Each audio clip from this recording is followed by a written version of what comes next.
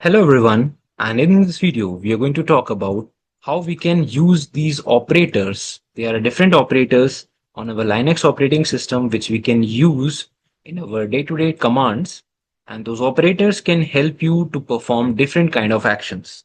So let's understand the concepts of those operators and try to use them using different examples. So let's come here, open over the terminal and try to use the first operator, which is ampersand. So I'll give you a scenario here. What is the use of this ampersand symbol or this and symbol, which you'll find above your 7 keyboard key. So let's try to use a scenario here. So let's say if you want to open your browser on your Kali machine, then you can use a command which is Firefox. And if you hit enter, so it will open the Firefox browser on your machine. But if you go back to the terminal, you will find that your terminal is now freeze. Means you cannot do anything on your terminal. You cannot run any command. You can not do anything on your machine as it is on your terminal as it is freezed. So how you can get rid of it is you can press Control C. But as soon as you pressed Control C, you can see that your browser is now terminated. It's closed. So basically Control C helps you to exit any command.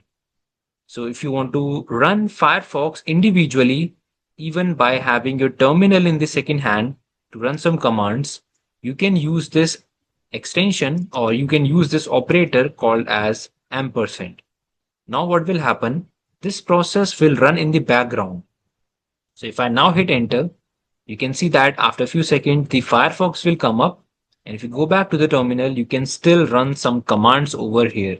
These commands can be executed individually and separately, even by running the Firefox, and your Firefox is still running. Okay, so this is the use of the ampersand operator. Now we are going to use this operator again when we will be talking about the process management on Linux. But for now, this is what you need to know. Let's talk about the second operator. So let me close this browser first. And now let's talk about the second operator, which is double ampersand. So double ampersand operator means something like this. So it will help you to execute 2 or more commands in the same line. Let's say I want to run whoami as well as pwd. So it will run 2 or more commands in the same line. You can see that first we got the output of whoami, which is telling you that you are root user, and then we got the output of pwd, which is telling you you are in the /root directory, which is the home directory for root user. So this is how you can use it. Let's say I run it again and let's say I specified another command which is ls. So it will run all 3 commands for me. So if you go back, you will find that first this command is executed, which is whoami, second pwd, and from here this is the output of the ls command. So using the double ampersand operator, you can execute more than one command. But there is a problem. Let's say I made an error in this command. Any error, any spelling mistake or something which is not a command. If I mention something like this, so what will happen? It will show me the error for this command and will not execute the further commands. Okay, means if the first command gave you the error, then it will not execute the other 2 commands or other command. What if we make the mistake in the second command? Let's say I make some mistake in the second command and hit enter. It will execute the first one. It will show the error for the second one, and the third will not be executed. So this is the concept of double ampersand operator. You need to make sure that all the commands are accurate, they are correct. Otherwise, they will not run the other commands which are coming after a wrong command. But if you want to still run these commands individually, none of the matter, like it doesn't matter if the first command is giving you the error or not. If you want these commands to be executed individually without taking care or without talking about the errors, so what you can do is you can use another operator, which is semicolon. So same command, if I run like with the help of semicolon operator, it will execute both of these commands, even if the first command is giving you some kind of error. You can see that it shows you the error of the first command and it individually executed the second one for us. Okay. So it doesn't matter how many commands you provided or which command is giving you the error, it will still try to execute the other commands for you. If I hit enter, you can still see the output of ls command. You can still see the output of whoami command. You can see this is the output of whoami. This is the output of pwd, which is giving an error. And this is the output of ls command. So another operator that you need to know is the semicolon, which again helps you to execute multiple commands. Uh, it doesn't matter that the previous commands are giving you error or not. So we completed three operators: ampersand, double ampersand, and semicolon. Let's talk about the other operators. So let's say you want to, if I run a single command, you will see the output of it. But let's say you do not want to see the output of any command on your screen. You want that output to be redirected, or that output to be stored in a file or in a location. So you can specify the greater than operator here. This greater than operator can help you store the output of this command in any other command or in any other file, let's say.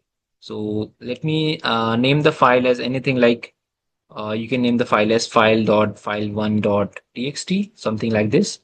So what will happen? You will not find the output of this command here. But earlier you got the output, now you didn't got the output, as this output has been redirected to a file named as file1.txt. So if I read this file, file1.txt, you will find that it has the same output, which is the output of whoami command. But this greater than operator basically overwrites the content. Let's say if I run pwd here and still use the same operator and basically transfer the output to the same file, file1.txt, which already exists here. So this operator, greater than operator, will try to overwrite the content with the new content. If I again read the file, we will find that the previous content has been removed and it has been replaced or overwritten by the new content, which is the output of pwd command. So this operator redirects the output on the file or inside the file, and also redirects the output and tries to overwrite the actual content of the file, so that the overall actual content can be like removed or replaced with the new content. But we have another operator that can help you to append the content. It will not overwrite, but it will append. Append means it will add the content from the next line. So let's say I want to run the whoami command, and this time I do not want to overwrite, but I want to append. So I will use the double greater than operator here. This will append the content into the same file, which is the name with the name as file1.txt. If you hit enter and try to read the file again, you can see that previously this file has the /root as the output of pwd command, and now it has the output of whoami command also written in the next line. Even if you do something like this also, let's say I want to run the pwd command also again inside this file. So you will find the output of pwd is again stored in the next line. So double greater than operator will also redirect the output into a file, but will append it, not overwrite it. So this is the difference between single greater than and double greater than operator. Now let's talk about the last operator that is very, very important, and it is the pipe operator. So for pipe operator, we will need to understand another command, which is grep command. So for now, I'll tell you that there is a command called as grep, which helps you to grep the content inside any file. Let's say you want to find a string inside a file, you can use the grep command. So this pipe operator is very useful there. So let's understand the concept of pipe operator. If I try to open a file, let's say I try to read a file named as wordless.txt. If I hit enter, you can see that this is the content of this file. And let's say from this huge output, you want to find something. Okay, you want to search something from this huge output, which has come from this command. So you can use the pipe operator, which is the above from your enter key. It's a vertical line that you will find on your keyboard above the enter key. So you can use any other command here like grep, and then can grep any word. Let's say I want to grep note. I want to see if this file contains this word called as node or not. So if you hit enter, you will find wherever this word is mentioned in this file, you will find it over here. So what is the objective of pipe operator here?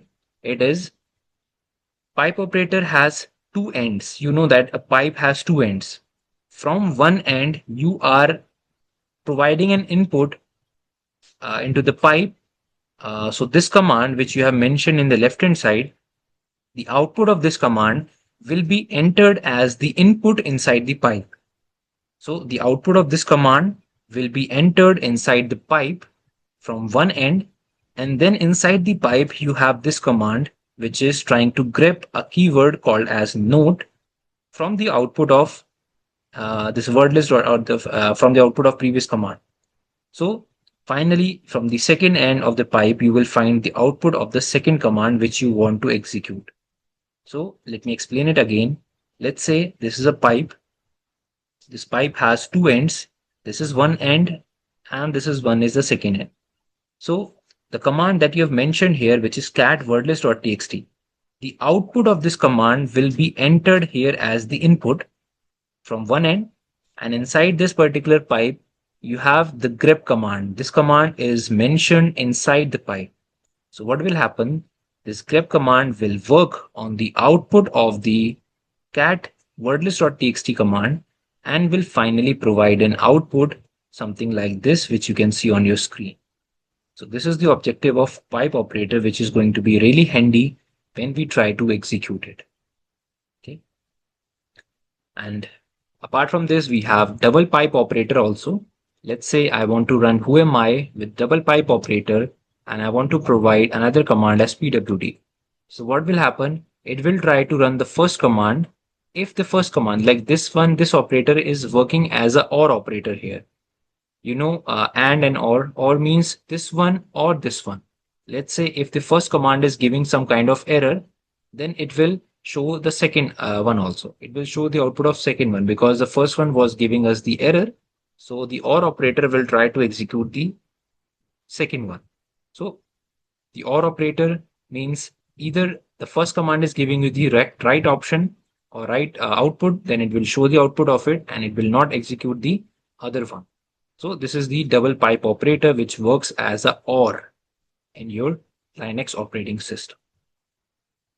So these are different operators that you need to know. So I gave you the examples of these operators which you can try and you will be using them throughout your life. So I hope that this one is clear to you.